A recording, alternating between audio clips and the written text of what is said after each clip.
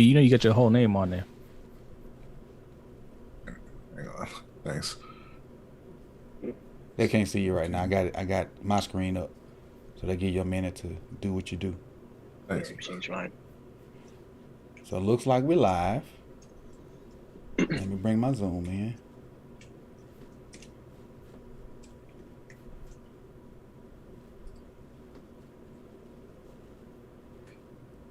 We up? I think so. We just trying to stretch my screen so I can keep the chat box up, and then hide all these files I got on my desktop. I think we good. Let me make sure. Hey, thumbs up in the chat box if you hear me, then we're going to get started. Thumbs up in the chat box. Once we get that thumbs up, we'll get the rolling. That's kind of how I know we good. Appreciate everybody for coming on. Appreciate it. Oh, we live. Okay. Right. So, hey, welcome back to Coach Evans with Untitled Films, and half the people just dipped. Who left on me? So I got 8. I'm missing somebody. Who dipped on me? Keeping it real isn't here. Keeping it real. All right. I think he has some audio issues. Okay. Welcome back to the channel. I'm Coach Evans with Untitled Films, and today we're bringing you the first Ravens Roundtable of 2021. We got some guys here with me. What I'm going to do is, so we won't keep y'all forever because the conversation is going to get real good. It's going to get real good. Appreciate that 86 goes for the 5 in the super chat. It's going to get real good, and it may get long, but that's good because we're going to talk good Ravens content. And what I'm going to do is I'm going to give everybody the opportunity to introduce themselves and where you can find them on YouTube, Twitter, and all that good stuff. And then we'll get into our questioning part. Again, for everybody that's already in here, if you already were subscribed to me, I appreciate it. If you're a subscriber of any of these other guys, I appreciate it. If you are not a subscriber to anybody on here, please do so. Please do so. And, I don't have it now. I probably should have did that beforehand. But I'll put their links to their stuff in the chat box, probably in the comment section once we finish. And that's on me for not having it done pregame. But most of these guys you already know, and when they tell you where to find them, go ahead and do that, and then won't even have to worry about that other part. We'll start off with Rodney. Let us know who you are and where they can find you at. So first off, thanks for having us. My name is Rodney. My brother Jose and I were the Lunch Break Hot Take. You can find us on YouTube, Twitter, Facebook, Instagram, LBHT Show. We've also got our own website, lbhtshow.com. We cover the Ravens and the Panthers. I'm a Panthers fan. Jose's a Ravens fan. And, we cover anything else that's going on in sports. Jose, you want to add to that? Every Wednesday night at 7 p.m. we do our live show. And following that, we do a show for our patrons, the overtime show. So if you like the show and you want to hang out a little bit more, sign up to patreon.com/LBHT show. That is. Jose, you up next? I'm Jose. The other Jose. Bitch Jose. Formerly known as Joe. As you know, the artist formerly known as Joe Nubo, now coming at you with my actual name, my government name, if you will. I am Jose Verduzco. That's right. I am the host of the Ravens Fan Reacts podcast. We react to Ravens. We react to funny videos and just really anything going on that I want to talk about. You can find my stuff, Ravens Fan Reacts, pretty much anywhere. And also my name, Jose Verduzco. If you search that up on YouTube, feel free to hit that subscribe button. So, that's pretty much it. All right. Raven C. We'll do live reactions. We come from our reactions. Uh-oh. Someone's underwater. Because I can get pretty loud. All right. Ink Raven. Team Keep It Clean. What's going on? You could find me, my channel, YouTube channel, Twitter, Instagram, TikTok too. Everything is Engraven Viz. So you already know what time it is, man. All right. And Makana is new to me. We just met tonight. He's with TTB. Go ahead and introduce yourself.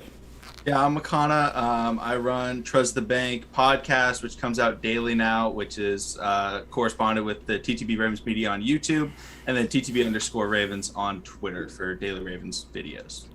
All right. And I'm Coach Evans, so everybody know me that's here for the most part.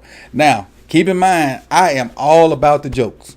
I am a huge jokester, and I saw a joke in the chat box that I just got to mention. A Raven C is love for you, but somebody said Raven C was on that Nelly Wi-Fi. So if you saw the Nelly versus, you know exactly where that comes from. But let's dive into the first question and get this thing popping. So I'll start with Brodney. What is your biggest concern for the Ravens coming in the 2021 season? Got to be the O-line, right? I mean, they've been struggling throughout the offseason so far. Don't know who's going to be starting at left guard. To me, I think that Villanueva's got to be a big concern to Ravens fans, period. And even if you look on the left side with Ronnie Stanley coming back off of that injury, I mean, we all know Ronnie Stanley's a great player, but we don't know that he's going to be 100% right out the gate. So we're not sure how he's going to play. Bradley Bozeman at center, you hope he holds up. But, you know, again, he was a center in college. Couldn't hold that down for his first 4 years in the NFL. So we'll see how that goes. But, yeah, I think it's got to be the O-line. Okay. Same question to you, Alex. Got to go O-line. I have to agree with Brodney. I was at the game, the preseason game. Villanueva got thrown on his behind, I think, 2 times in the game. And Cam Jordan wasn't playing. If it's Cam Jordan, I get it. So I'd agree. Offensive line for sure. All right. Joe. Jose, I'm sorry. All right, you can call me Joe. I think we're all in agreement here, man. I definitely think after one game in the preseason, that's the biggest concern that we all have after what we saw. Now, we are supposed to get Nick Boyle back, which should help out that right side, should help out Ali Villanueva over there, and Ronnie Stanley, of course, and Kevin Zeitler. So I want to see these guys all healthy before we truly are super concerned. But as of right now, I think that it's definitely the biggest concern on this team going into the season. Raven? Not to be so general, but I feel like our biggest concern should be health. Because it's health that's been holding the team back from really accomplishing their full potential. It's been health that determined who the number 2 quarterback is, even though Tyler Huntley would have got it anyway. It's been health that put Tyler Huntley and Trace McSorley in the forefront of the quarterback competition because Lamar was out. It's been health that's had the offensive line super banged up to where the starters haven't even gotten to play together yet. And I know we only went through one preseason game, but still they haven't even really got to practice together much yet. So I would say the biggest concern is health. And of course, we all get reminded of Rashad Bateman and Hollywood Brown and Deion Kane and Miles Boykin and now Justice Hill, and the list goes on. So I would say health. All right. McConnell. For me, I think it would have to be coaching, and more particularly Greg Roman. Even though I'm a big believer in Greg Roman and I've expressed my opinions on Greg Roman, I think he can be good with T and Keith coming in.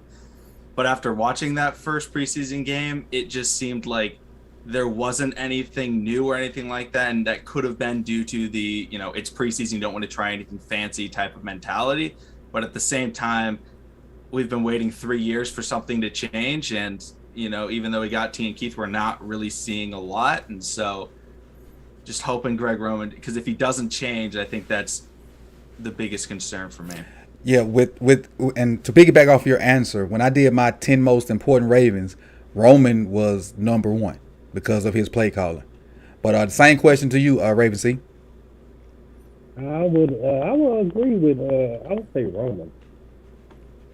Because preseason, I'm like, I know they ain't gonna show a lot, but you got to show more than that. I know that's just one game, but I saw when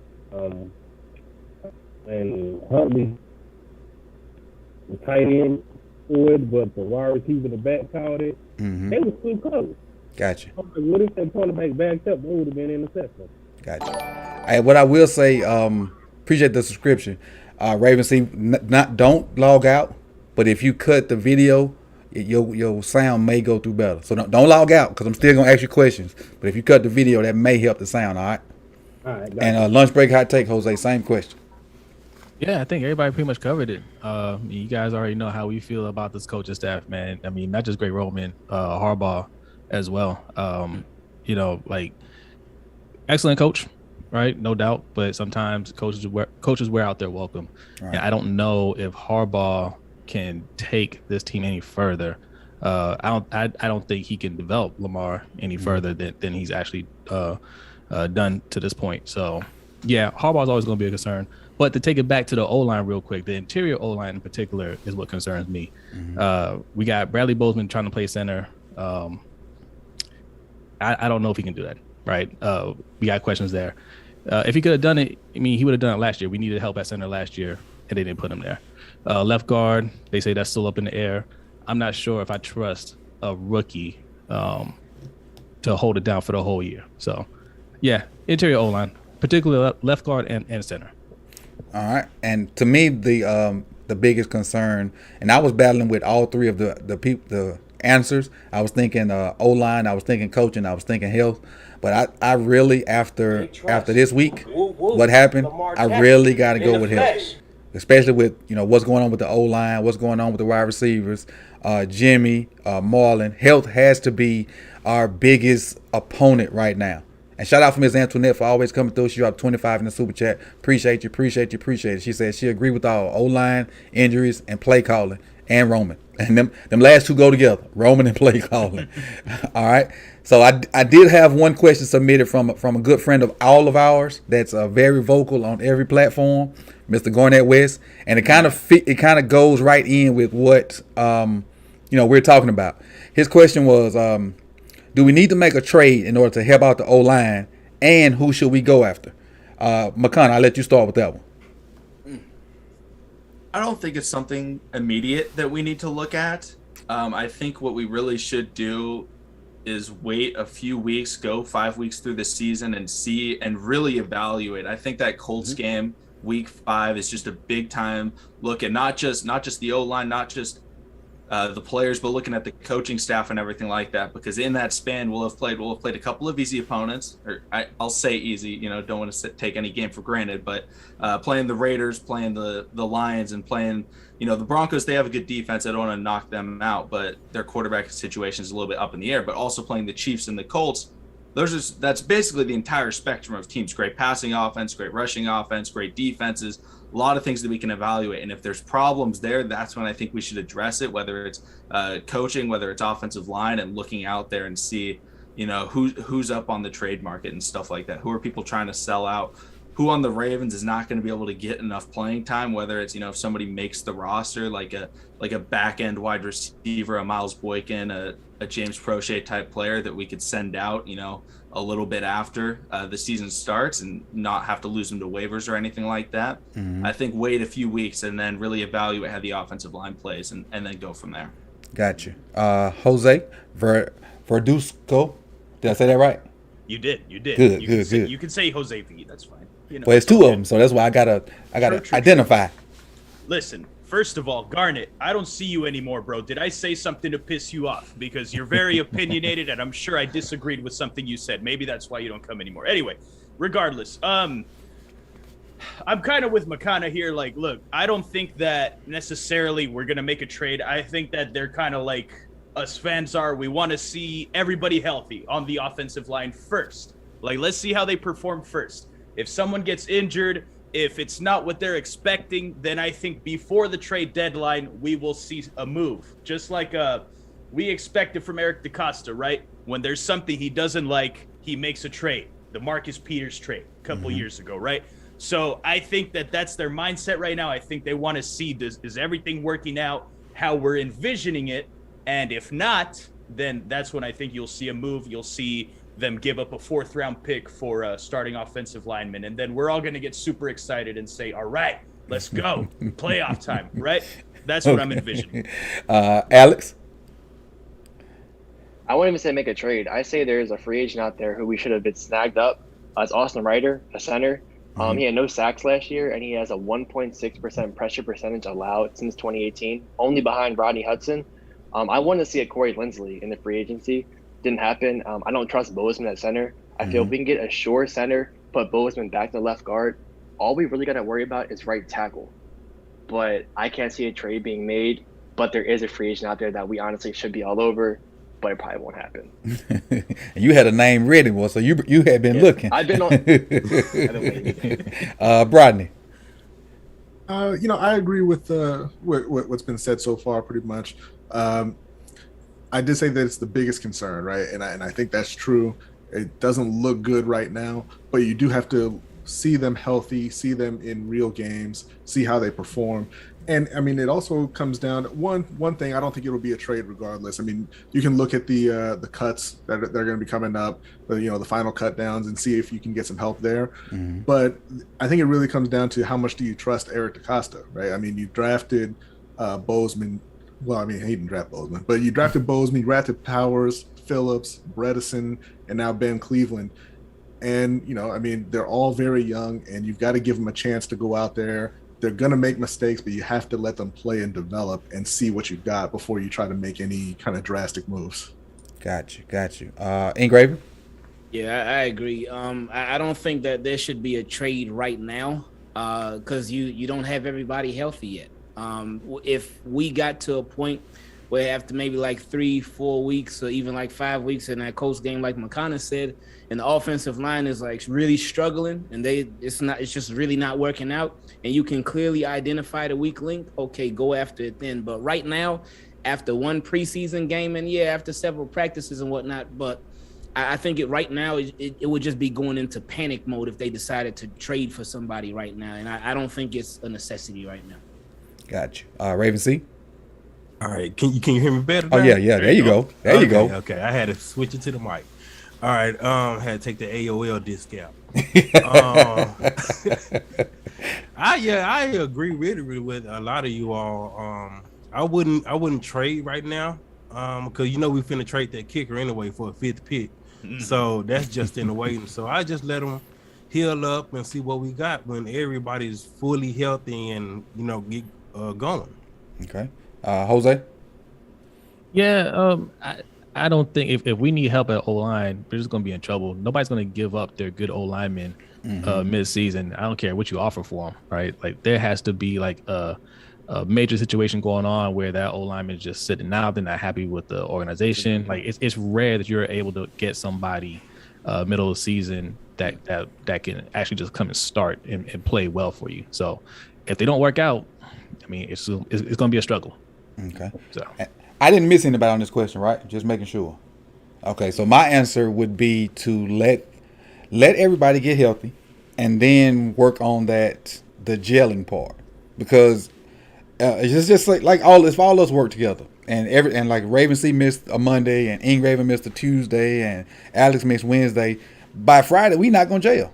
Because I don't know what kind of steps he like. I don't know how he takes on his double teams. I don't know how he comes off the ball. I can't adjust to what my partner's doing. And O-line has to work 5-1. And until the 5 guys that you're going to go in the battle with get in there, you never know what you're going to see. And the way we mix and match guys, like in that preseason game, there's no way Powell should have been that tackle. No way. He probably was a tackle in high school, but he probably hadn't been a tackle since high school. There's no way that he should have been that tackle, and it showed. But I just think they need to get healthy first, then go get healthy, play some games, and go from there. But the thing is with me is, as bad as I want us to like just get out the gate hot, if those guys don't get snaps together in that third game, we can't expect much.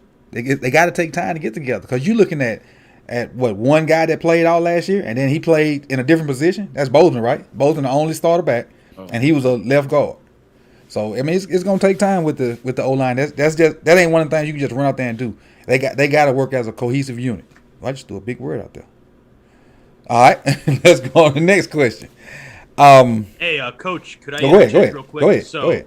There's something that interested me that Thomas Morgan, I'm sure you guys are familiar with him. He's also pretty active amongst all of us. Mm-hmm.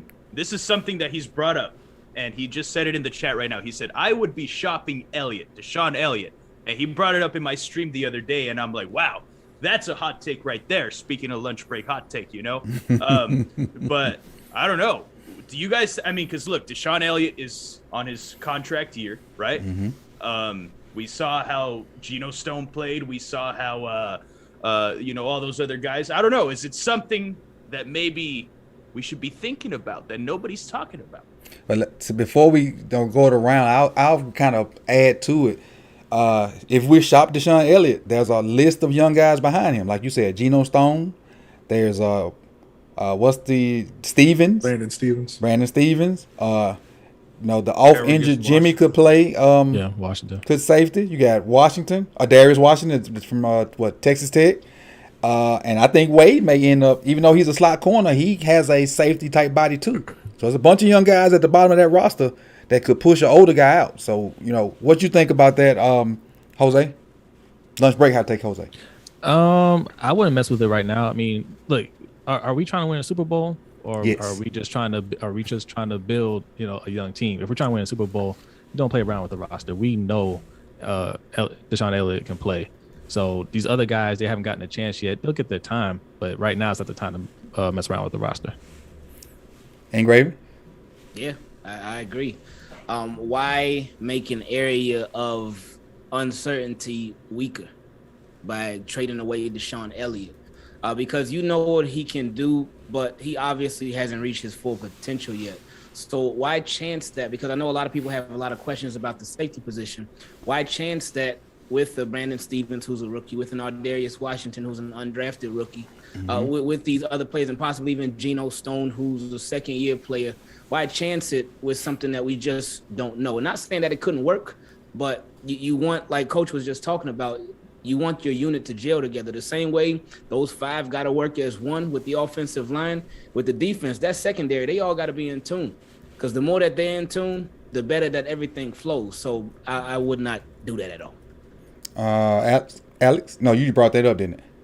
You go ahead. Oh, they brought it up. Alex, go ahead. My bad. I gotta agree. I wouldn't be shopping him. I mean, I know it's his contract year, and the amount of money safeties are getting paid now is astronomical. And our front office loves those comp picks. They love them. I really can't see it happening nor what I wanted to. I mean, we saw what he could do last year, but that was his first year starting. So the second year, I'm expecting bigger and better things. I just don't want it to be with any other team. So I'm just going to go with a no for that. Gotcha. McConnell? For me, Deshaun Elliott's kind of an interesting guy. I really like Deshaun Elliott. But if I was sitting in Eric DeCosta's shoes, Deshaun Elliott is not in my plans for next year or the year after that. I just don't expect him to be. Chuck Clark is the signal caller on our defense. We're yet to see anything from anybody on our defense to signal that they could be able to take it away. Now, whether or not Patrick Queen takes that leap or not is, undetermined. But the amount of money that he'd get, for him to be playing with Chuck Clark, who will not be making this near the amount of money Deshaun Elliott's going to get.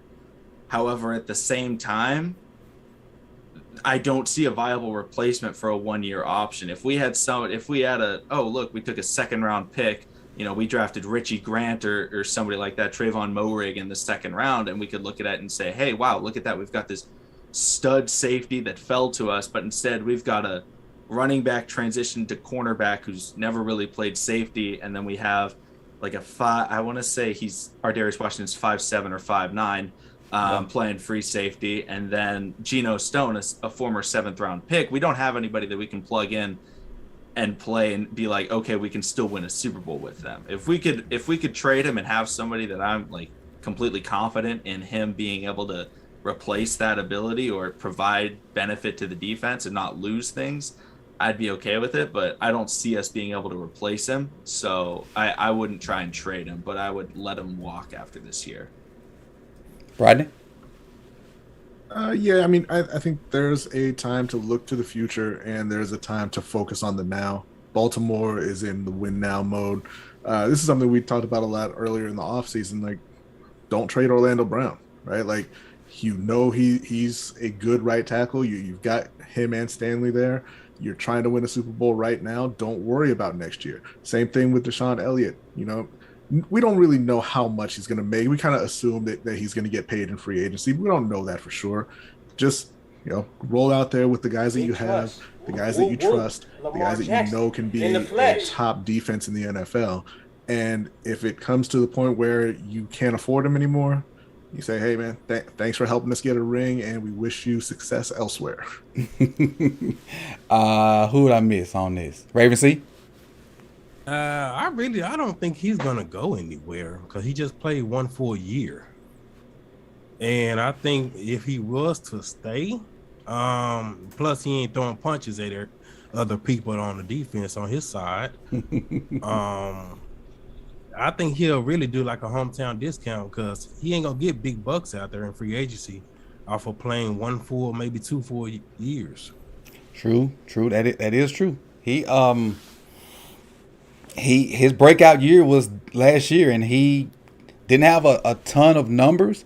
And the thing that really stood out to me was that big hit versus what's the beast in Tennessee, Derrick Henry. But to me, he's the definition of box safety. I think he's like a Jamal Adams 2.0, so to speak. But Jamal Adams is really much a linebacker.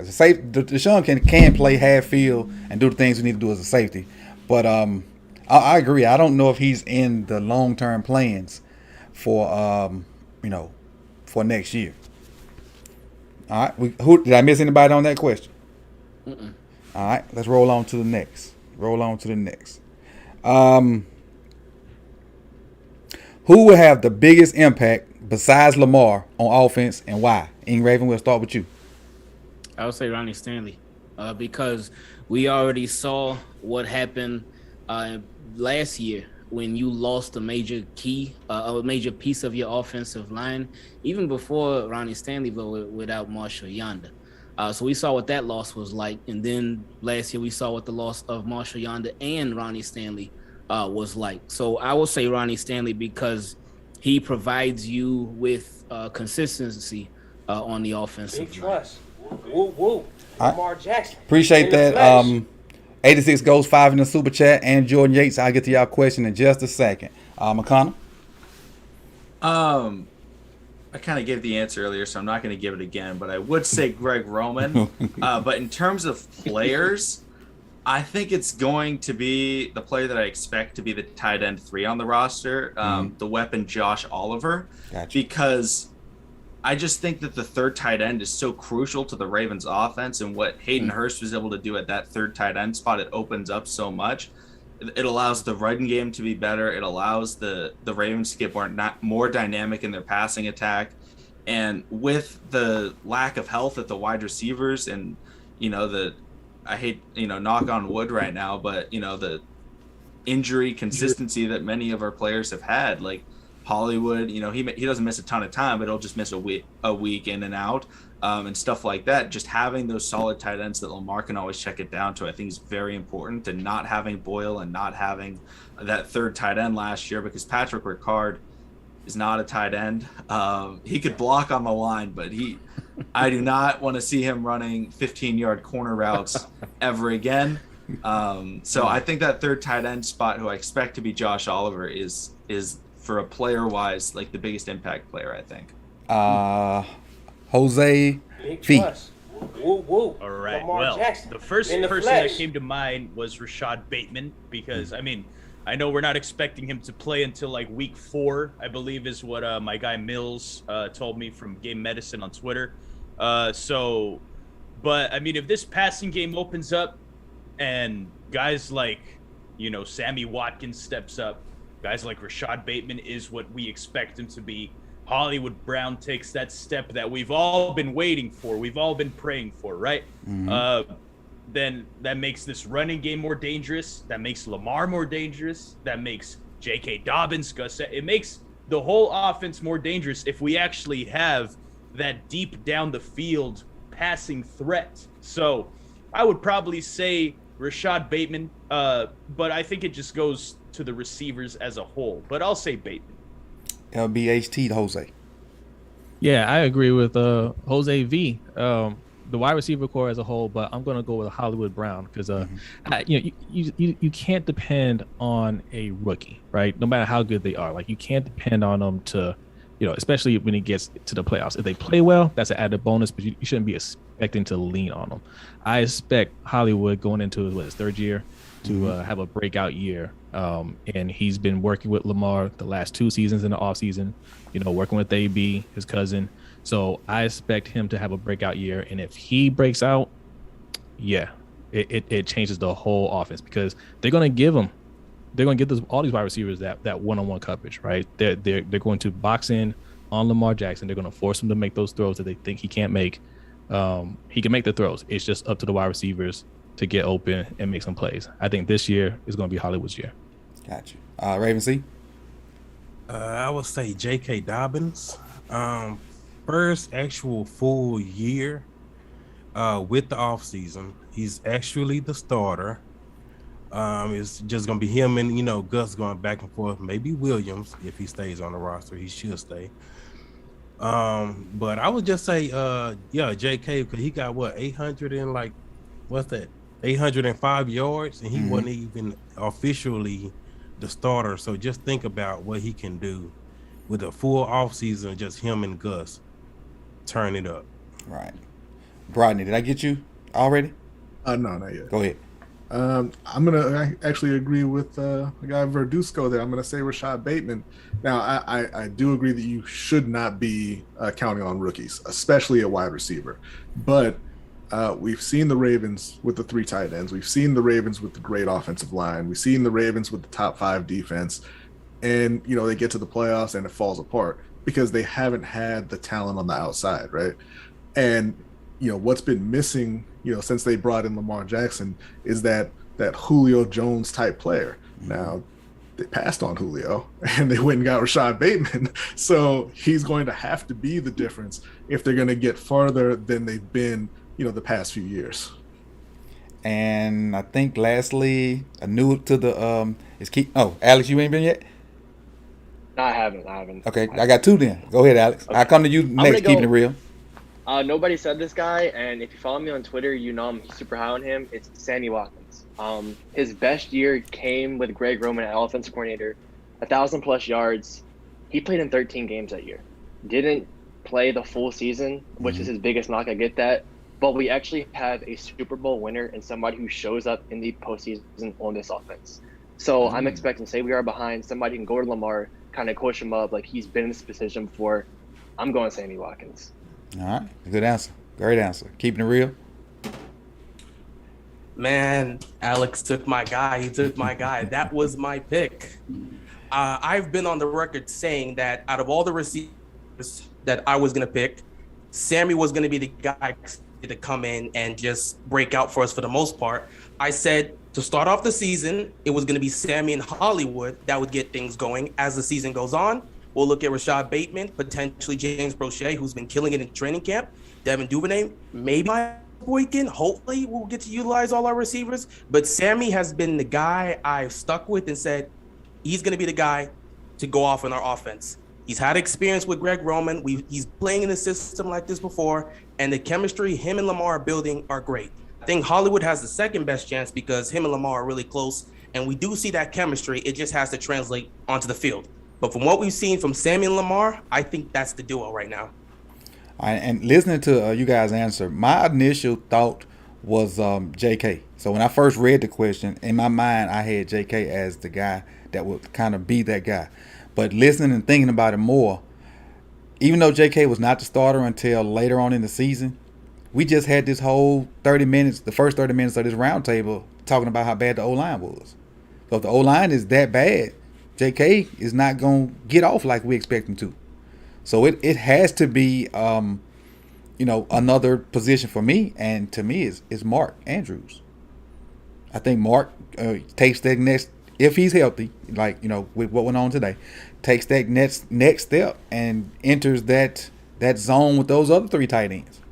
That's probably a brash, bold statement, but he has the ability to do it if Mark just does show up in the playoff games and does not disappear when the stage is brightest. Mark can be the guy, because we all know Lamar still wants to work the middle. Even though his balls look better coming out in practice and whatnot, you don't really want to go away from nothing that ain't broke. And so with the addition of Sammy and the other guys, and hopefully they come along, the middle is going to be even more wide open for Andrews. And Lamar, with him doing those little settle routes, those little quick in and outs, the little whips, when Lamar scrambles, which we know he's going to have to scramble because we talked about the O-line so much, I think Mark will be that good check down guy. I see Mark pushing right around 1,000 yards. Yeah. Oh, yeah. All right. Next question. And I'll remember where I'm at, so I won't go out of turn. Who will have, and it's the same question, but it's defensively. Who will have the most impact on this year's defense and why? I start with Jose V. Patrick Queen. That's the first one that came to mind. Look, if he can play for an entire season the way he played this past game in the preseason for his few snaps that he got, I mean, my God, we're gonna see some special things. Yeah, I mean, look, we know what to expect from the secondary, right? At least we're hoping a lot from the secondary. The defensive line, we know what's going on there. The pass rush, we're starting to see some flashes from some young guys like Owe and all that. So we're hoping that it's solid. But if the middle of the field, along with Malik Harrison, if Patrick Queen continues to play at that level, I mean, this defense is just going to be locked down. It's going to be a true Ravens defense. It's going to be a historic defense. Almost, it could potentially get to that level that we're used to. I know, I'm not going to say it. But it could get to that level. That's all I'm going to say for now. Raven? Man, I would say Justin Houston. Reason I would say Justin Houston is because Ravens, they had everything that they needed on defense last year, even during the pandemic, except for the pass rush. The pass rush was a problem. And yeah, QB hits, they're cool. Pressures are cool. But sacks, they end the play. Just because you get a pressure, which is nice, just because you get a QB hit, which is nice, it does not end the play. You can get a QB hit, you can get pressure, and the quarterback can still throw for a touchdown. But if you get a sack, that ends it. Or in the worst case, if it doesn't end it, then the quarterback fumbles. So Justin Houston, them adding him as a pass rusher, and them adding him as a productive pass rusher, and somebody who can actually be a good fit, because we know they added a productive pass rusher last year, midseason, with Yannick Ngakoue, but it was not a good fit at all. They tried to make it work, but it didn't. So that's why both sides went their separate ways. So with Justin Houston, that would be my pick. So we can have that production from pass rush. And another thing too, he's not going to be a 3-down outside linebacker. He's going to be a situational pass rusher, so he'll be fresh. And then you still have Odafe Away, who so far so good. And then Tyus Bowser getting more of an opportunity. Pernell it's seeming like it's going to look good right now. Obviously, we got to see it in the regular season and whatnot, but so far, so good. So Justin Houston would be my guy. All right, and this question, before we go to everybody, this question is strictly for you since you brought the name up. Yannick. I don't know did you see the comments he made about us not using him right, about needing to set up? How'd you feel about that? Hey, I mean, I think what's the saying where you try to put a square peg in a round hole? I think that's it, and I think that's what they were trying to do with Yannick Ngakoue. It just I was somebody who wanted him on the Ravens for a long time. I know a lot of other people did as well, but I did not realize just how bad of a fit it was. And a lot of times Ravens, what they like from defensive ends, they like guys that can rush the passer, but they also like guys that can hold it down with in run defense too. And that was just not Yannick Ngakoue, his style. So it just I wasn't mad at him. I feel what he was saying. And I know my guy, I wish he would have been in here tonight, but I know DT Viz was just mentioning, he's like wondering if this is going to go against Wink as far as another pass rusher who could possibly go off elsewhere. So we'll see what happens with him, just like Zadarius Smith did and Matt Judon. He's been doing his thing in preseason. No, it's just preseason, but he's been doing his thing in preseason so far.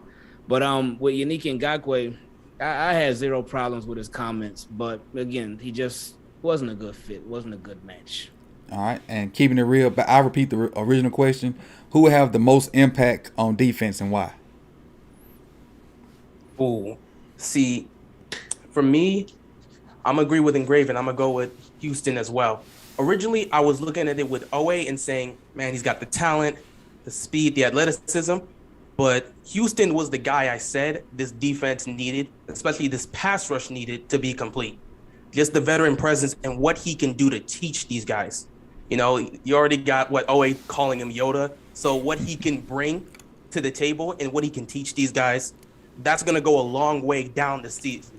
He's not going to be out there for the most part. Like Engraven said, he's not going to be out there every down. But the lessons he can teach these young guys, especially someone like Owe, what he could bring, the impact Owe can really have to do with what Houston brings to the table. So I think Houston's the most important, and pass rush is the main focus right now. The secondary, we already know what we got with the secondary. We already know what we got with the defense for the most part. But pass rush is something we've been trying to address the last couple of years. So bringing in Houston, what he's going to bring to the table, not only the impact on the field, but the lessons he can teach these guys. And he'll show both on and off the field, the leadership and the veteran experience he can bring.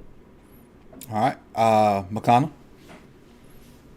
Yeah, there's a couple of guys that I thought about for this one, but my initial thought was Patrick Queen, so I got to agree with Jose here. Just last year, Patrick Queen, I thought he really struggled. I know a lot of Ravens fans wanted him in the Defensive Player of the Year to win that award. I thought he was bottom half, like should not have been in the conversation whatsoever, in my opinion. I get a lot of flack for that, but at the same time, he has a completely valid excuse. He was thrown into the fire in a Ravens defense that is very complex with basically no prep time. And they said, okay, do your job. And in week 3, they said, okay, cover this guy. He's the greatest pass catching tight end the NFL has ever seen in Travis Kelce. And also Patrick Mahomes is pretty good. He's throwing him the football. And he just, it took him a little while, but overall, I believe you got to build out of the front 7 of your defense. And I believe that he is going to be one of those next linebackers that you see as the full sideline to sideline type player. You look at the Tampa Bay Buccaneers, who just won the Super Bowl, and their linebackers, Levante David, who I think is the best middle linebacker in the NFL, but right next to him is Devon White. And Devon White is an absolute freak of nature, crazy speed. I believe he was in the 4.3s, but he's just flying all over the place.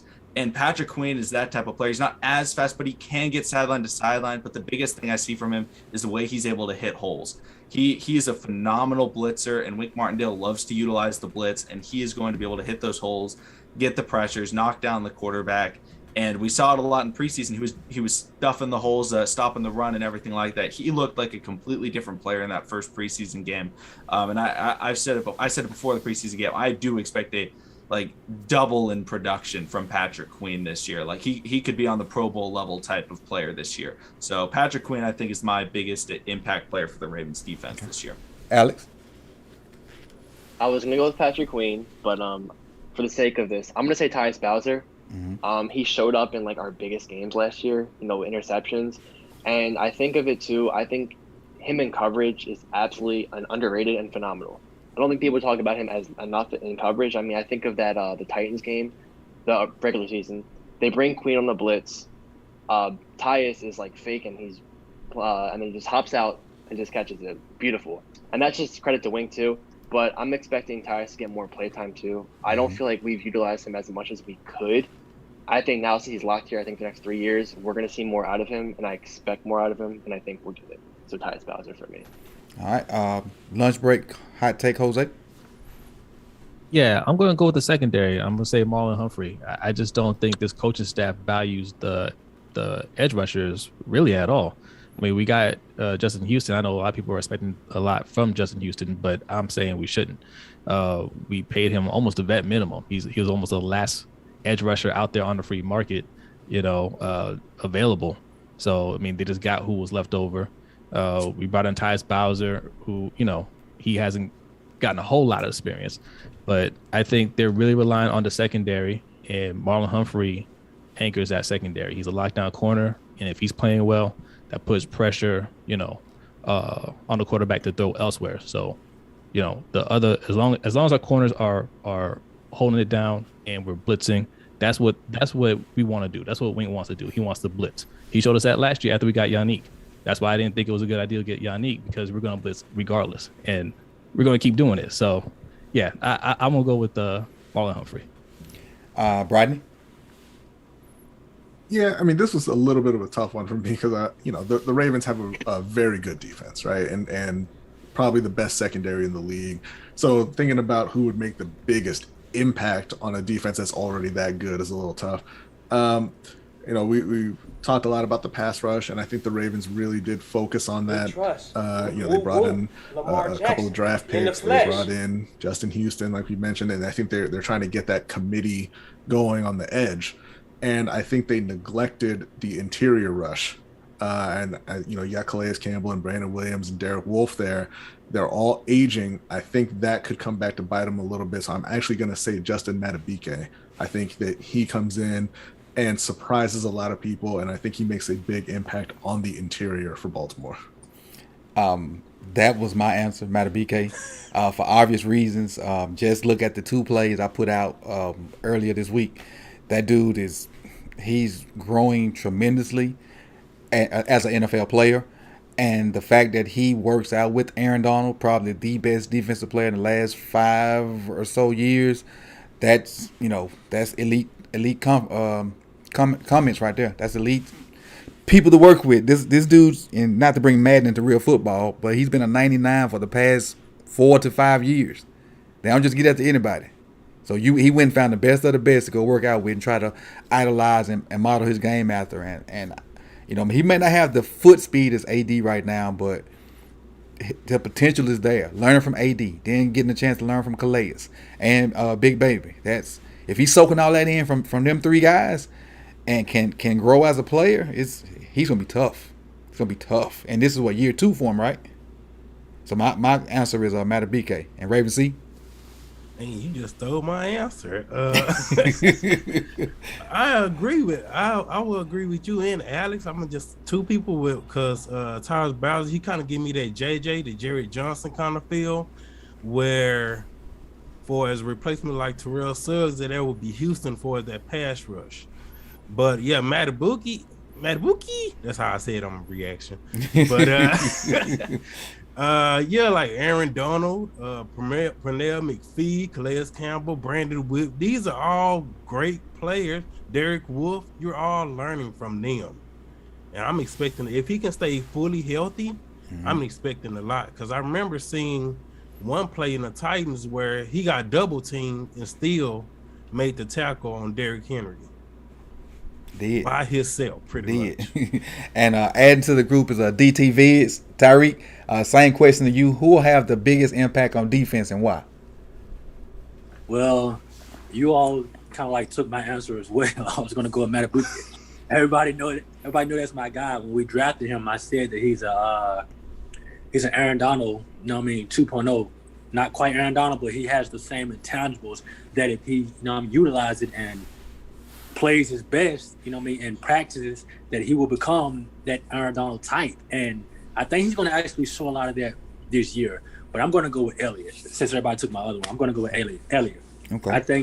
I think Elliott is going to put it all together this year. I think he's going to look more like he looked when he was in college, for Texas, right? If I'm not mistaken, that's what. Yeah, I think he's going to look more like that Elliott that we remember. He's going to be all over the field.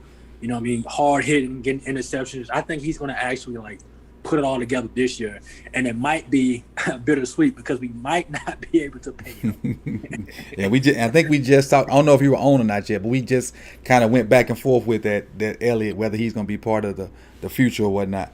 But go ahead. No, you go ahead.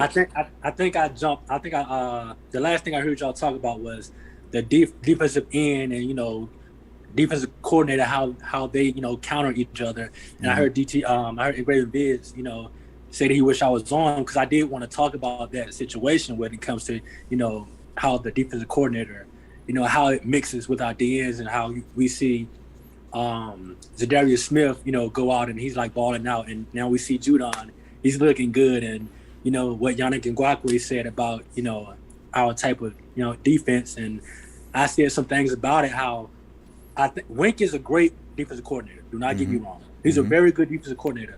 But I think what he's good at kind of hinders our pass rushers, because a lot of times they can be guarding in the flats or covering, or they don't get their hand in the dirt as much as they should. And I think drafting Owe first round, we need someone who's gonna utilize him to the fullest and bring the best about him, and actually have a defense schemed for him so we can bring the potential out of him. Because look, he's a first round pick.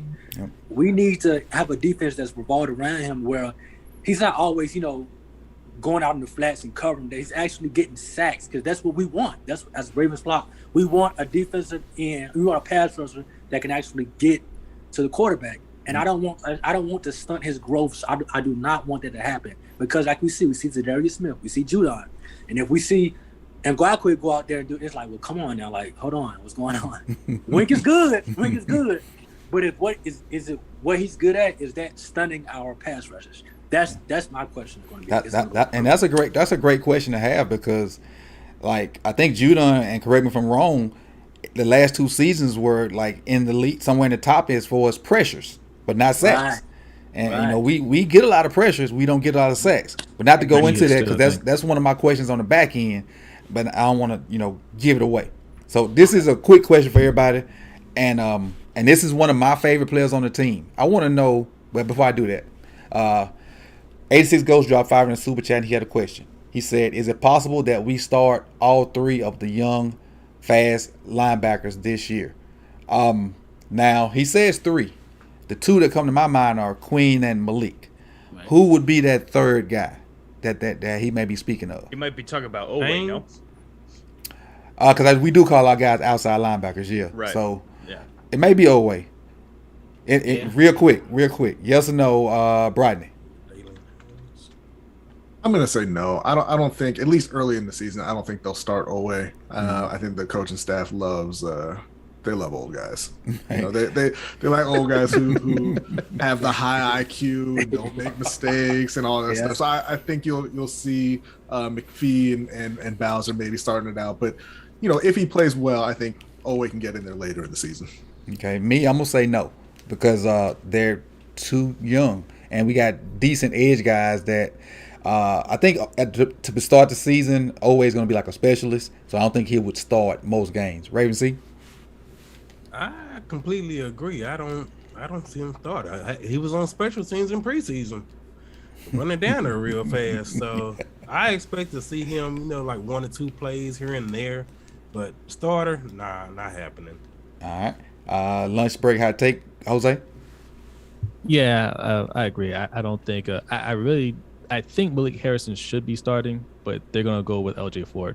Like B said, he likes, Harbaugh likes the veteran players, guys that he knows aren't going to make mistakes, that are going to, they're going to perform their assignments.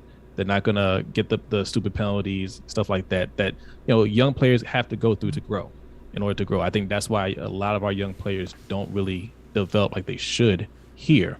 Because we want the experienced guys because we're always competing. We're always in the hunt. So he wants to go with the short thing, and that's what's going to hold Malik Harrison back. Alex? I want to say yes, but it's going to be no.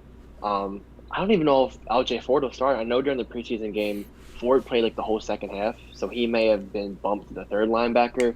But as for Owe, I don't expect that much, even though I really want to see more of him. And we know how the Ravens are, so I'm gonna go no. McConnell? In a sense, yes. I do think Malik will start with Patrick Queen, but I think it'll be kind of one of those, NBA sixth man situations with Owe.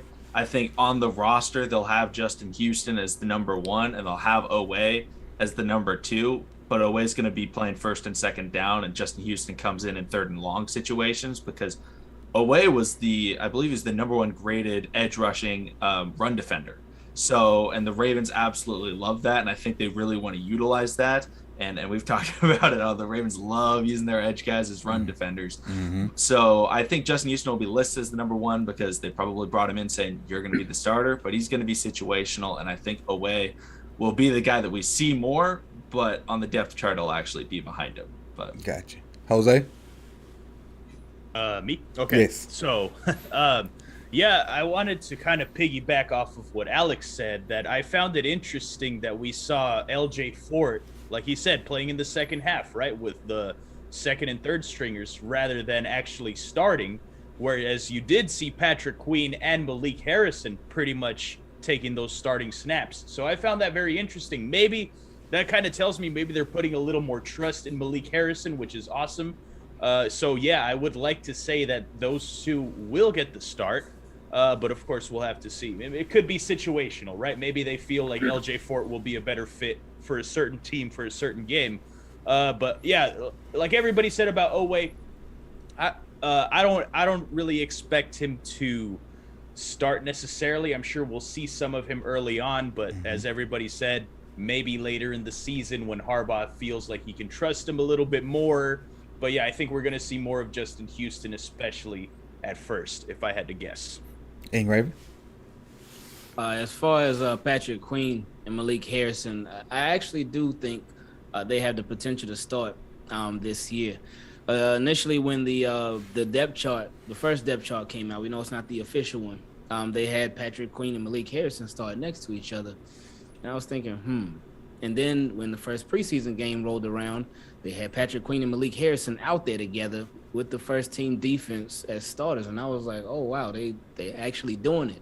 And it's something that I envision them doing, but I envision it happen like maybe throughout this year, maybe not initially, but if not throughout this year, then certainly next year. Because I love LJ Fort, but I know that they want to move forward with Malik Harrison as their guy because it's the young guy that they drafted. That's the route that they want to take. So I could see those two starting. Now, as far as Odafe Oweh, I don't think he'll necessarily be the starter in the beginning of the season, but I do think that he'll get significant playing time. Like Makana just mentioned, with him being such a good run defender, then Ravens, they love it. They love defenders that can do more than one thing. They don't just like guys that are just pass rushers, or guys that are just run defenders. And I think actually if they had to choose one, then they would actually choose run defender over a straight up pass rusher. But that's a whole nother conversation. But with Odafe Oweh, I don't think he'll start, but I think he'll get a lot of playing time early on. Keeping it real. Yeah, I got to agree with everyone else. I do not believe they're going to start Odafe right off the bat. However, they will be utilizing him a lot, especially when it comes to run stopping. They definitely love their veteran guys, and we do got a lot of veteran guys in our front seven. So I think it's a situation where they're going to slowly monitor to see how much they're willing to give to him and how he produces on the field. But it'll be a situation where he's not starting, but we may see him on the field a lot, especially when it comes to run stopping. So I don't really see him starting early on. And Tyreek? I don't see him starting either. I love Malik Harrison. Like, Malik Harrison is just, like, that's my guy. He's the perfect complement to Patrick Queen. Mm-hmm. He's a hard-nosed thumper who can actually move around way better than a lot of people think. So I love him paired with Patrick Queen. And so, again, no, I don't think Oweh will start.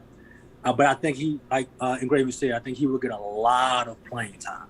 They will slowly, and get him into the system and get him going. But as far as starting, no, because the Ravens does not like mental mistakes, and that's why they are afraid to put rookies out there. They do not want to lose a game because of mental mistakes. True. So even though he's talented, he's very good, they're going to start off with their guys, their core guys, and they're going to go from there, and they're going to bring Oweh in, and he's going to get a lot of snaps, definitely. But I love Malik Harrison. Got you. I'm gonna read Jordan's comment. Jordan put he dominated the super chat twice, and I kind of missed his comment at first, and I think he was talking about Joker. He said just because he doesn't have a lot of picks, don't mean he's not a true free safety. He said those will come when he's more comfortable and the game slows down for him with the big year coming for him. Just wait. And I agree. I think the Joker will play with a lot more confidence this year. Especially what Tyreek was saying. You think you're going to see the Texas Joker? I kind of agree with that. I also got 5 from Jersey Mike. He said, if Lamar doesn't wear the running back mouthpiece, I see more audibles. The mouthpiece gives cadence to the defense. He would not wear it. He has not worn it so far in the joint prep. Now, that mouthpiece don't really matter. Because most quarterbacks, like the great quarterbacks, don't even really wear it. Like, I can't remember Peyton Manning wearing a mouthpiece. I can't remember the quarterback from Denver, John Elway, wearing a mouthpiece. I don't remember those guys even wearing mouthpieces. So I don't think that mouthpiece is that big of an issue because he takes it out and then he puts it in right before he says set go or set hut, whatever their cadence is. So I don't think the mouthpiece would, even if he's trying to be slick, I'm going to be slick with you, and I appreciate the 5. All right. Joe Next Flacco question. Didn't wear a mouthpiece either. Just had to throw that out there. There it is. Thank you. The GOAT. Thank you. What up, Botch? Next question, and this is a personal question on me because this is one of my favorite guys. How do you guys feel? And I'm gonna start with you, Tyreek, and then work my way back up. How do you feel about Anthony Averett? Everybody know that's my dude. I think Anthony Averett, he's always in position to make the play, but it's like the wide receiver always makes the play, but he's always in position. So it's like I love the guy because he's always in position. but it's like I just want him to start making the plays more because he's a good DB. He's a very good DB. He has great feet. Mm-hmm. He has good awareness. He has everything you want. It's just that I need him to make more plays when he, even though he's in position, I need him to make more plays. So I love the guy. I don't even want us to trade him. I know people talk about trading him. I don't want us to trade him. I love the guy. Keeping it real. Oh, man. Averett, he has the talent. He definitely has the talent. It's just about putting it together and making plays. One thing I always say is there are times where he'll get beat, but he always manages to just recover. It's just about making the play for him. So he's got the talent. He's got great feet. He's there, man. He's always there in the matchup. Sometimes he'll get beat, but he always manages to cover. So it's just about putting it together and making plays. That's all that it is for him. But I like him. Ingraven? With Anthony Averett, I've been saying the same thing. He doesn't get burned. He doesn't get beat deep or anything like that. He doesn't make a play. He doesn't make plays on the ball, and I think that's his biggest struggle, maybe even only struggle. And I feel like he's so close to being a good cornerback. But I think what's going to help him, what would help him with making more plays on the ball, would be more experience. Now, unfortunately, I don't think he's going to get that with the Ravens. And I really do think that they are trying to talk him up and up his value and trade him. Because just like Wink said the other day, Anthony Averett, he's been our third best cornerback. I was like, oh, really? He has been, huh? So I would rather them keep him, but I think they're looking to move on from Anthony Averett. Jose V. All right, so I said something on my stream on Monday that basically I said I don't believe he's making the 53-man roster, and it's almost like Wink Martindale heard that, and the very next day came out and said, he's the third best corner on this team. So I'm just like, okay, egg on my face, right? Instantly. Look, I like the guy, but it's like you guys say, he just doesn't make the play when we need to see it. Like, we need to see it at the catch point. That's the biggest thing, right? And I thought the reason that I had that take was because during the preseason game, and I don't know if it was his responsibility or whatever, but he was in the general area of when that touchdown was given up, the second touchdown from the Saints. Mm-hmm. And then the camera pans over to John Harbaugh, it pans over to Wink Martindale, and they just have this furious look on their face. So that to me told me, oh my God, Anthony Averett is out of here. But maybe I was reading that wrong. But yeah, I mean, we'll see. We'll see how it goes. We'll see if these younger corners continue to ball out as they did in preseason game 1. And if they do, maybe they will feel comfortable with either trading him or letting him go. But for now, he's here, you know? I'm going to bust a curveball a little bit. And so what I do, I have a few more questions. But instead of letting everyone answer because we got so many in, I'll start with another question with you, McConnell, and we'll kind of work, the group with different questions. And I'll kind of go sideways and left to right so we can kind of get all them questions in and not be here forever. Because we're already pushing an hour, and I appreciate everybody's time. I don't want to waste anybody's time. So the next question is, do you think we have enough in the front 7 to get a pass rush now? And we'll start with McConnell right here. Yeah, I think so. Bit disappointed. Nobody wanted to hear about my Anthony Averett takes, but it's okay. I'm sorry. In terms of everybody gets mad at me in the comment section whenever I talk about Anthony Averett. But front 7, get a pass rush. I mean, we're gonna get a pass rush with Wink. It's whether or not we can get a 4-man pass rush. Boom. That's key. We do not have that. If I was looking at it and we had to build the perfect 4-man pass rush group, I'm looking at one side, I've got Justin Houston, the other edge, I'm putting Adafe away because I think other people are focusing on Calais and Justin Houston, Adafe, and his speed could maybe get by, but then it's Matabike and Calais in the middle, and that's dangerous. That's all. It's one side is extremely old and slow, and the other side is kind of, we don't know how good they are, but they're pretty athletic and maybe they can do something. So it would be very interesting to watch. I don't think it would be very consistent for it to work, though. I would replace Calais with Pernell on the inside in that scenario you just threw out there. because Pernell is old, but he's a little more twitchier than Calais. Calais, in my opinion, is like brute strength and old school tactics. Calais is that old school guy at the basketball court. You can't really guard him. He got 35 slow moves and you can't really stick it. Alex, what about you? SWAT. I want to hope so. But if we line up with that would be pretty. That's something I need to see. But as of right now, I mean, to the playoffs, but is it like Super Bowl what we saw at the Bucks? Not even close. And that's kind of the key to beat the Chiefs that we saw.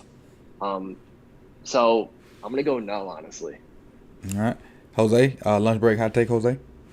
Yeah, I think we have enough. As far as a 4-man pass rush, I don't think this coaching staff has any real interest in, building that up. Wink wants to blitz. That's what he likes to do. He's going to keep doing that, and we have enough of that. We had enough of that last year.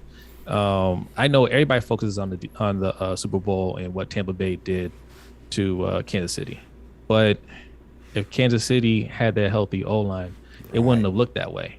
Now, could Tampa Bay still have won? Absolutely, because I think Tampa Bay has even more firepower on that offense than Kansas City does. So they invested on offense and defense, and that's our whole thing, that me and B talk about. Invest in your offense. The way you're going to beat Kansas City is by putting up points. Them at 100% strength, you're not going to be able to stop them. There's no defense that's going to keep them from scoring points. You have to be able to match them touchdown for touchdown. All right, Jose, go ahead and hit your party shots before I go to Brodney and Raven C. Yeah. So, so unfortunately, I'm going to have to take off your fellas flock, but thank you for having me. But yeah, for the pass rush, I think McConnell just basically, he killed it, man. Like everything he said was pretty much exactly what came to my mind. So, but yeah, like you guys are saying, man, I think it's the biggest problem that we see is against the Chiefs, right? That's our kryptonite, obviously, is that we just refuse to adjust. Wink can be kind of stubborn in that way, that he just keeps blitzing, and the Chiefs are just killing us the entire time, right? I want to see more of that 4-man rush, like we said. I want to see if it's effective as we're hoping. I think we have the personnel now. I think that it should be a lot better than it has been in the past.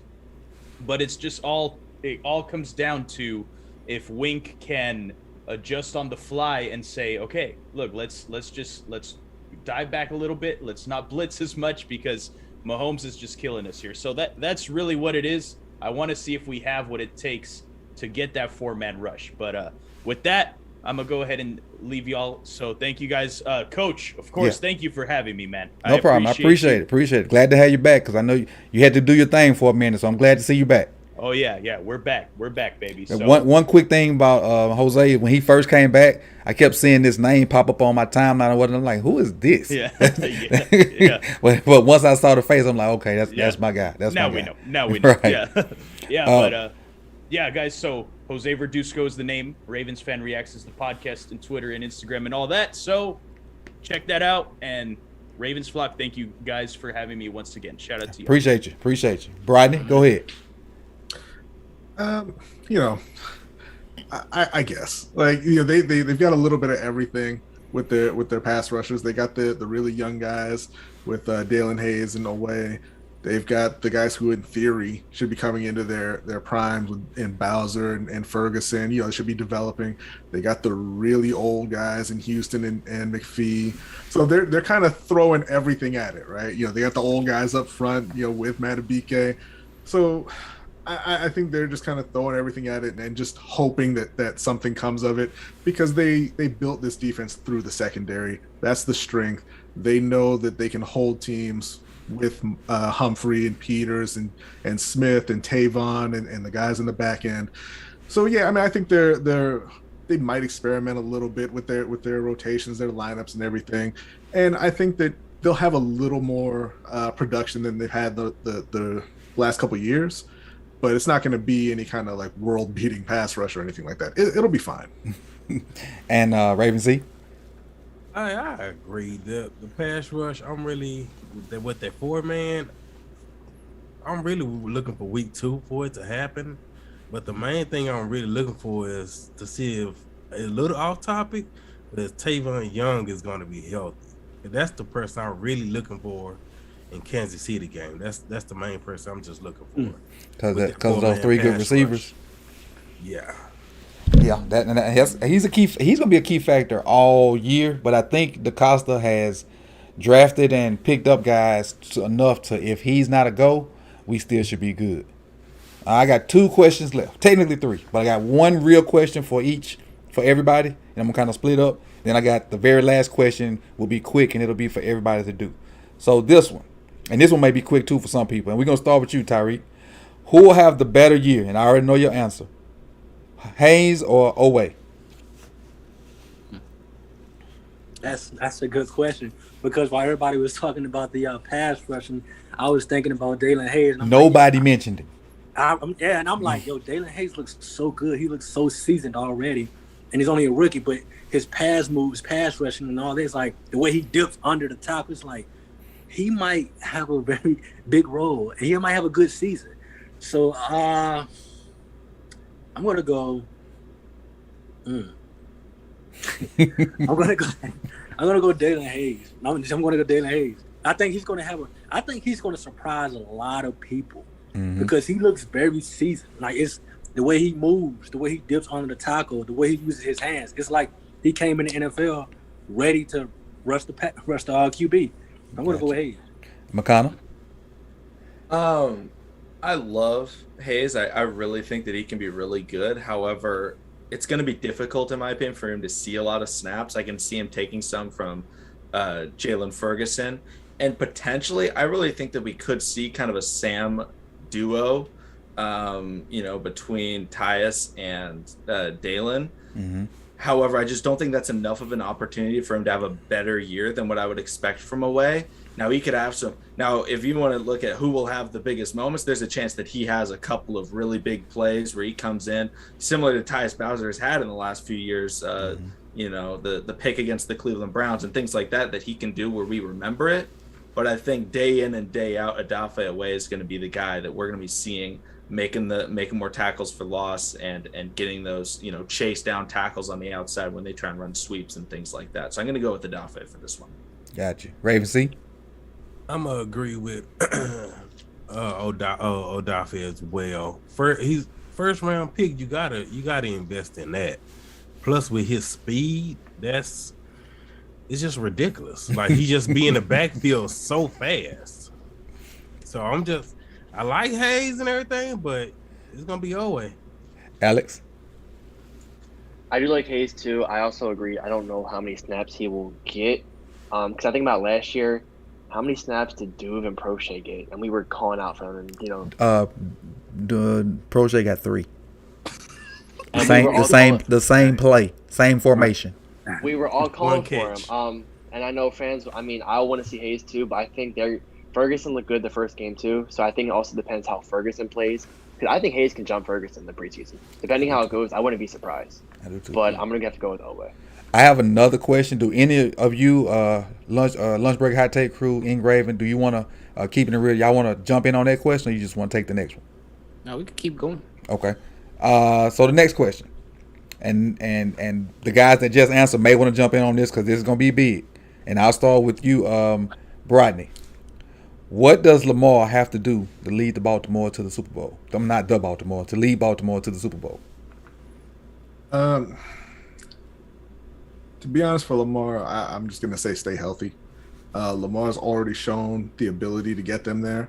Lamar, he's a much better passer than the general public would have you believe. Mm-hmm. He's the best open field runner in the NFL, regardless of position. He's an electric playmaker. They went out, they got Sammy Watkins, they got Rashad Bateman, they drafted Tylan Wallace. If the O-line holds up and they're healthy on the defense, Lamar has already shown us that he can do enough to get them where they want to go. So I'm going to say as long as he's healthy, I picked him to win MVP this year again. So as long as he stays healthy, I think that's really all he needs. Jose? Yeah, I'm going to add on that. Yeah, stay healthy and just trust your wide receivers. I think big part of the reason why they went out and got 3 more wide receivers is because Lamar just didn't trust what he had there, outside of Hollywood.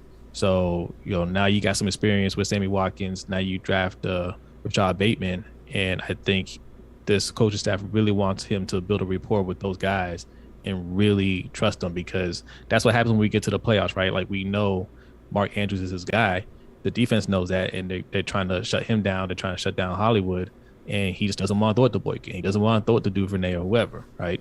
So I think trusting your wide receivers more this year will help open up the offense in the playoffs. The regular season, I mean, we're going to do our thing. Everybody knows that. The playoffs is what we're worried about. Gotcha. Raven? I would say chemistry. I do like what Jose and Rodney both said about the health and the chemistry. But one thing that I would add to that would be the consistent connection of the deep ball. If Lamar Jackson and whether it's Hollywood, whether it's Bateman when he comes back, Sammy Watkins, Duvernay, whoever it's going to be, and Mark Andrews too, and Oliver.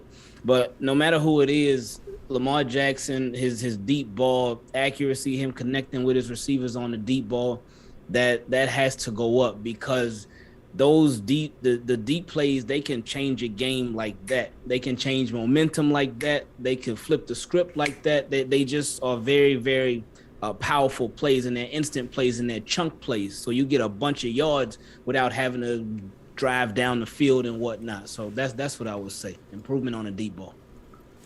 And keeping it real. Yeah, I gotta agree with what everyone said so far. One, just staying healthy. As long as he's healthy, they've got a chance to compete for a championship. Two, the deep ball. That can make or break and be a game changer. Definitely something I would look to. Raven, see you passed that trust your one. guys downfield. For the most part, you gotta be able to trust your guys downfield. What? No, you good. Go ahead. Oh, sorry. Was that? Go ahead. You good? Hey, it's been like that. We hear you. Go ahead. Finish it. But all right, yeah. But yet, one, as long as he's healthy, they've got a chance to compete. Two, the big play downfield. If he can connect with his receivers downfield, that can make or break a game. But most importantly, the chemistry with his receivers. Mm-hmm. There are times where we're watching the game where there's a big play downfield, and Lamar doesn't take that shot because he doesn't have much chemistry or much trust with him. Mm-hmm. If it was Andrews or Marquise Brown, he's willing to do so. But someone like maybe Prochet, he's not willing to pull the trigger. And unfortunately, we're dealing with this situation with all our receivers out, but this is also an opportunity to work with more so Duvernay and Prochet, building that chemistry. And when that opportunity down there, trust him. So as long as he trusts him, he's got a chance. All right. You good? He cut out right there. Then he might be froze. But I as far as answering that, for me, I think it is with the receivers. You got to give those guys a chance at some 50-50 balls. And not necessarily you don't necessarily have to hit those, even though hitting them will be great. But you have to make the safeties respect the deep passing game. That'll open up your entire run game. As much as we like to run it anyway, you got to get guys out the box. And you have, if they're healthy, we have the guys to make people play too high now. You got a Sammy, you got a Hollywood, you got Bateman, you got Duve with track speed, you got Prochet, who's probably having the best camp of anybody right now. So you got guys that, if all healthy, you don't have really an excuse to not throw the ball down the field, other than if your coach doesn't call that. And I'm gonna move on. All right, now we're pushing an hour and 30 minutes, so this is gonna be the last question for everybody. So you can kind of elaborate once you give your answer, and I'll matter of fact, I'll even go first on this one. Your regular season prediction, and so now we have 17 games now, and so with me, initially I was thinking like 14-3, maybe 13-4, but the way the O-line has not had a chance to get together and gel so far, I'm more so in that we coming in at like a wild card, like a 12-5 area right there, because it's gonna take a minute if they don't play together for that O-line to gel, and for the coordinators to figure out what this team is good at. If everybody's not playing together, that stuff just don't happen now. And take it from experience. And even though I'm on a way smaller level than the NFL, I'm not comparing what I do to the NFL. Until you see those guys in the fire and they start to figure out who can do what, the stuff might get ugly. But that's what the season's for. I'll start with Brodney on this one. What's your prediction? Well, hold on. Before just B looking answers, up the schedule. Before B answers, all right, LBHT crew, everybody that's in the chat, I need you to cover your ears because we said you just said last night we weren't going to give any record until our next show. No, well, y'all don't do it then. That's good. Okay, I want to take from what y'all got going, so we'll just skip y'all on that.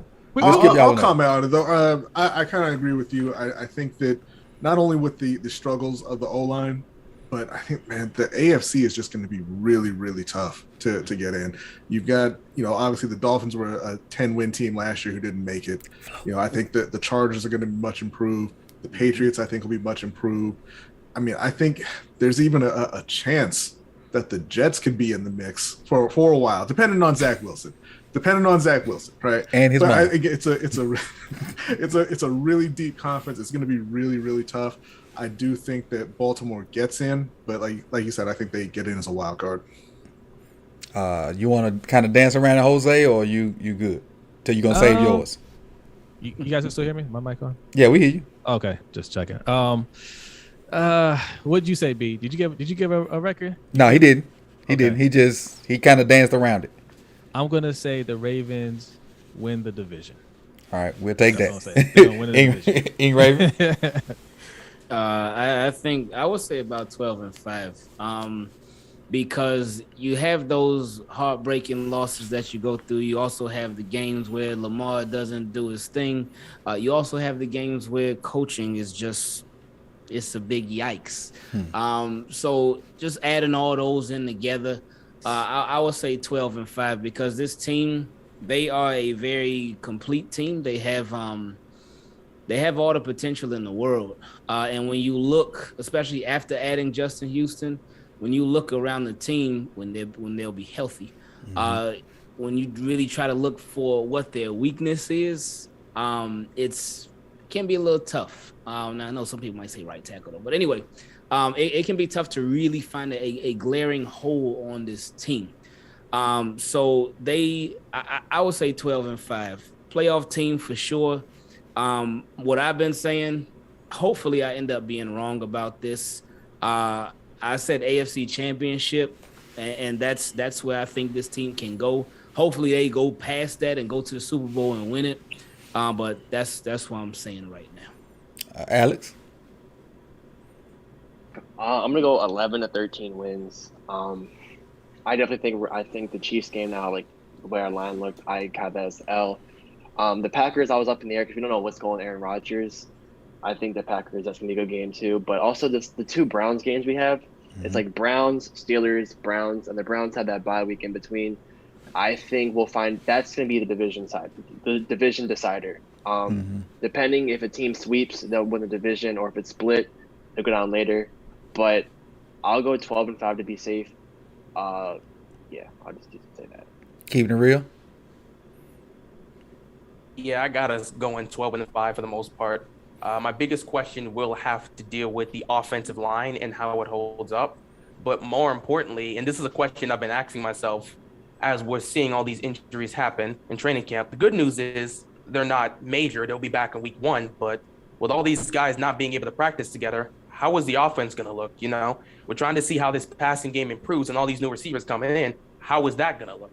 So that could come into play because it's not easy to just all of a sudden have everything meshed together. That's not how it works. It takes time to build that up. So, and the offensive line as well, they haven't had much time to work together. So those will come into play. As Engraven said, sometimes you just get games where you get heartbreakers. You get games where coaches, the coaching staff's not making certain adjustments that they need to, or just something comes up where somebody doesn't make a play and it could end up costing us the game. So I think we'll have a lot of that, especially down the line as we get closer and closer to the end of the season. 3 games would be a decider, but we'll see what happens there. Okay. Raven C. Got to change your AOL this, homie.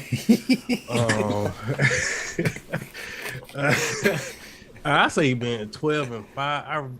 12-5. I just really want them to beat Kansas City to hush that up for a second. But yeah, just 12-5. That's the only thing I can see that'll be best for us with sweeping, our division.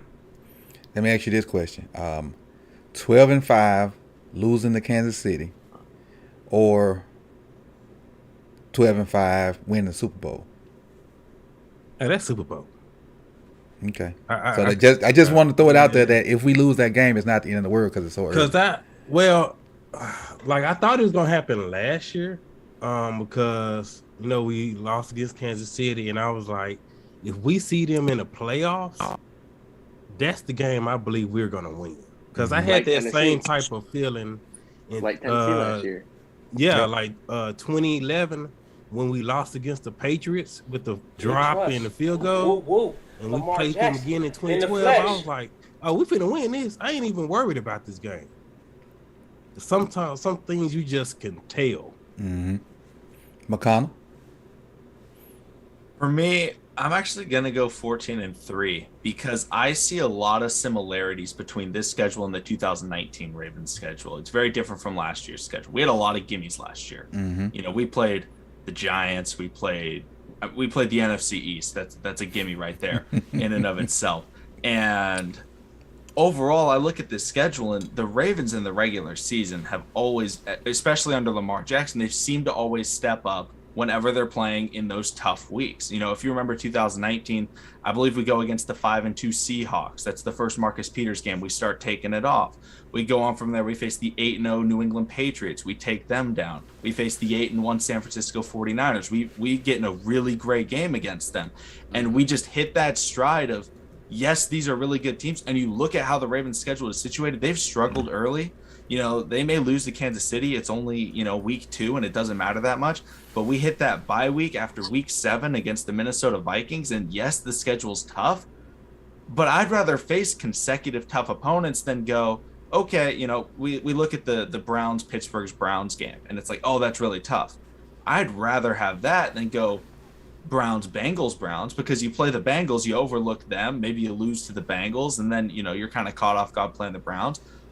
Have the majority of the season feel like the playoffs, and that's when they're going to be trying to turn it up. And so even though there are some very difficult games, the Packers games, the Rams games, the Browns and Steelers games, they're tough games. Even the Bears and Vikings, I think, are, they've both got very good defenses, and they're going to be tough wins. But overall, I think it's going to be just like 2019, where they're able to hit that stride. And the Ravens have been doubted this year.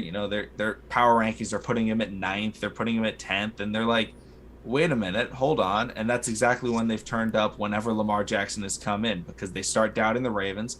He first starts for Joe Flacco, and I think he goes 6-1. And so, they're going to start doubting. They may lose to the Chiefs and the Colts. All of a sudden, they're 3-2. Everybody, gets all confused. They go into the bye week at maybe 5-2.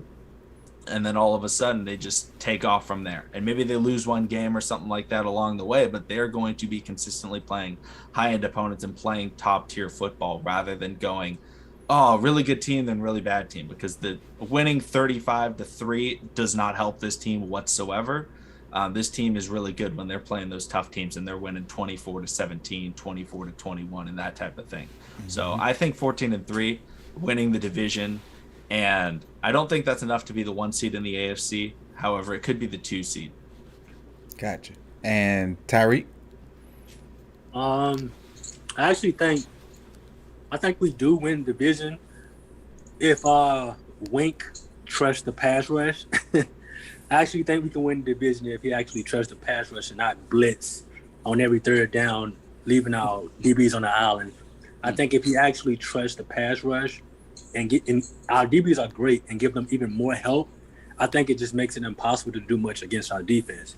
And that'll build our defensive line confidence. I mean, we have Justin Houston. We have actual pass rushers now that specialize on getting to the quarterback.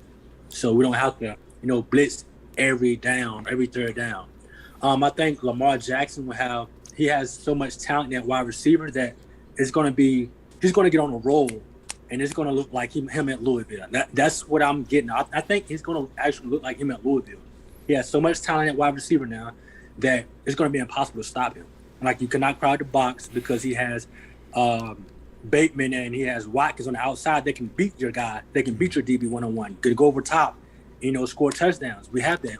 He has Hollywood Brown that can, go across the middle and go deep, and he can hit them. You can't just key on one person. You see, I didn't even mention Andrews yet. Mm-hmm. You know what I'm saying? So it's like he's gonna utilize the firepower that we have now, and it's gonna be almost virtually impossible to stop him because I haven't even mentioned his legs yet either.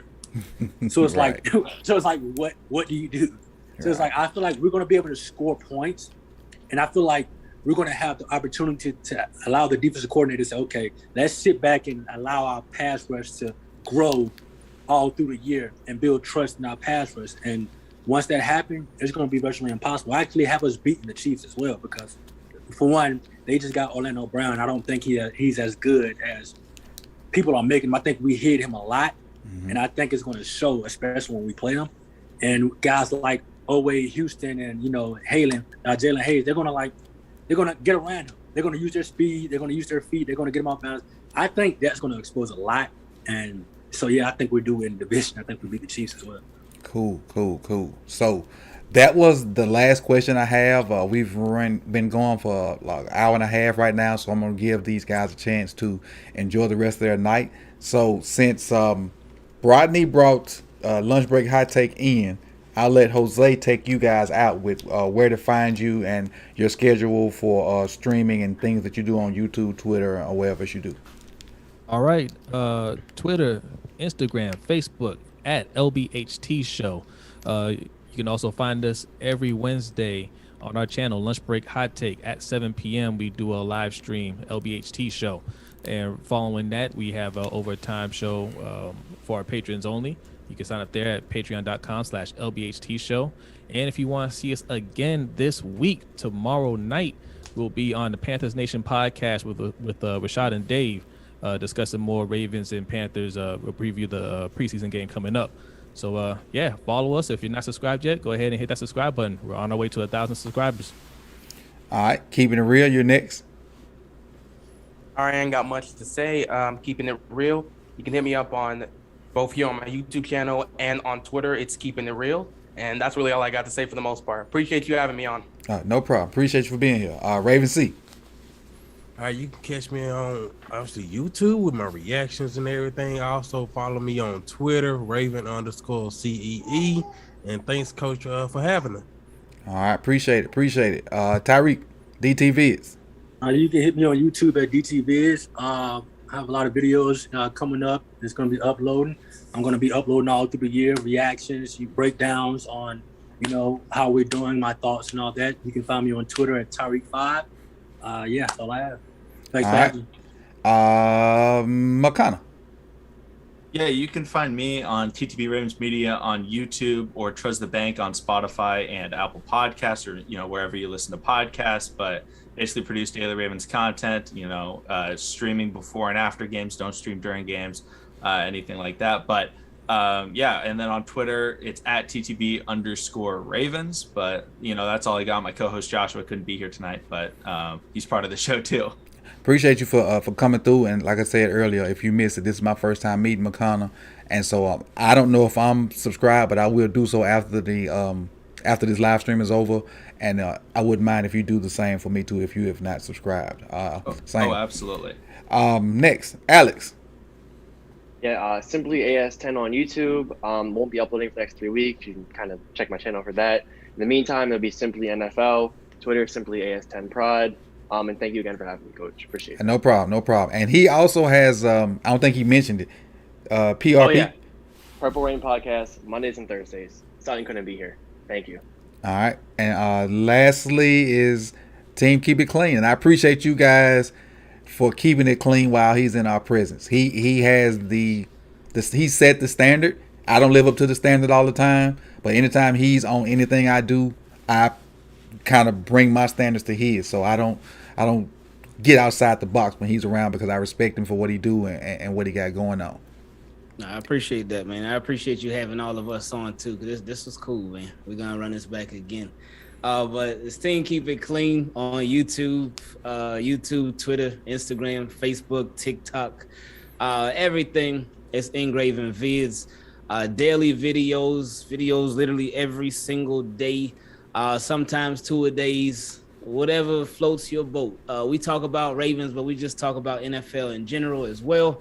Also got the Team Keep It Clean podcast that comes out every week, usually on Wednesdays, but these past couple weeks been extra busy, so it's come out on Friday. But so yeah, man, Twitter's the biggest thing though. Twitter and YouTube, Engraving Vids.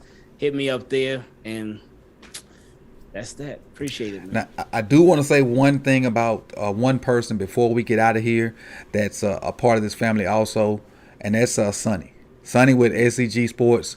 Sonny, if you don't know, moved across the sea, so to speak. He's across the water, and so this time frame is kind of out of the box for him, because if I'm not mistaken, it's like maybe 3:30, 4 o'clock in the morning for him, something like that. So follow Sonny also. Sonny does a great job of putting stuff out. You know, he's just in a different time zone now. And that's another guy that's a part of this Ravens family also. And there are other people out there, you know, just because they wasn't in here don't mean that we don't really mess with. That doesn't mean we don't mess with them. We just only, you know, like I met McConnell today. So, you know, there's people out there that just getting in, and we all gonna be a family, because as far as I know, ain't much hating from the Ravens flock. We all kind of work together. We got different niches, so to speak, and we come in as a family and do things like we did today. Flock is a special group of people. Some are strongly opinionated, some not. But hey, one thing in common, we all love the birds, and y'all can catch me in the bank in January. I don't know if you can catch these guys in the bank in other times, but I'll definitely be there in January, and it'll be my second Baltimore game. I appreciate all you guys for staying up with me. I see we got a jit in there, Raven C. The baby boy, look like it. Is that a baby boy? Nah, this my little girl. That's your little girl? Okay. Boy, he'll be running everywhere. Okay, sorry about that. But again, I appreciate you guys for staying on with me, man. And if you got any parting shots, hit them out. And if not, I'll end the live. And again, thank you guys. Hit that like button. Subscribe if you're not. Put comments in the comment section. We'll all answer them. And subscribe to all these guys, man. It's been fun. I appreciate it. I appreciate it. I appreciate it. Let me end the whatchamacallit. 1 second, we not clear yet. I gotta hid behind so much stuff. There it is.